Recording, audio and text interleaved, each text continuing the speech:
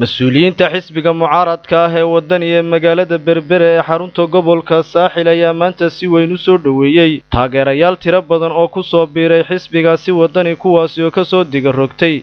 xisbiga muxaafidka ah ee kulmiye munaasabadaasi oo ka qabsoontay xarunta xisbiga wadani ee gobolka Saaxil uu ku leeyahay magaalada Berbera ayaa ahayd mid heer sare ah loo soo agaasimay isla markaasina ay ka muuqatay farxadda ay u hayaan taageerayaashani ku soo biiray ugu horreynna waxaa halkaasi ka hadlay gudoomiyaha xisbiga mucaaradka ah ee wadani ee gobolka Saaxil Cali Axmed Kooshin oo si weyn u soo dhaweeyay taageerayaashani ku soo biiray Allahu Akbar marka hore waxaan si sharaf iyo aad u qiimo badan u soo dhaweynayaa taageerayaasha ku soo biiray xisbiga wadani ee ka soo digarogtay xisbiga talada haya kulmiye ee halkuma hore u go'ayay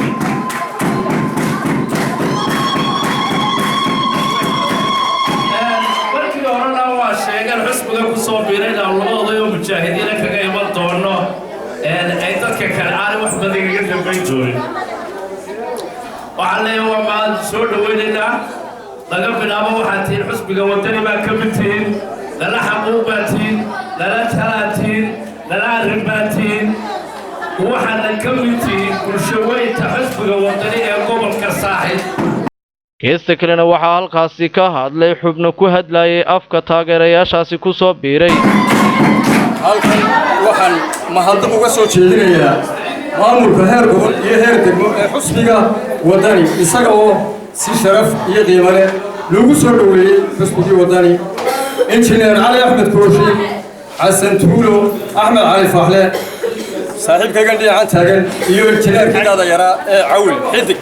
muddo dheer ku soo jirnay anagoo waxa aan ku hayno oo faa'iido aan jirin anagoo waxaan ku oray imikana ka soo baxnay una soo dagaranay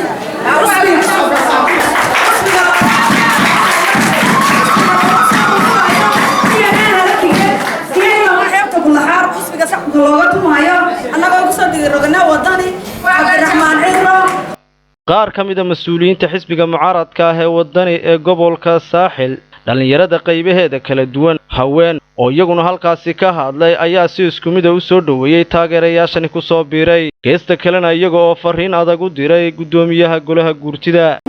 ballaaran ee ka muuqata reernaanta ka muuqato ee lagu hayo xarunta xisbiga wadani ee Berbera gobolka Saaxil marlabaad halkan ka sheegayaa xisbiga ha guulaysto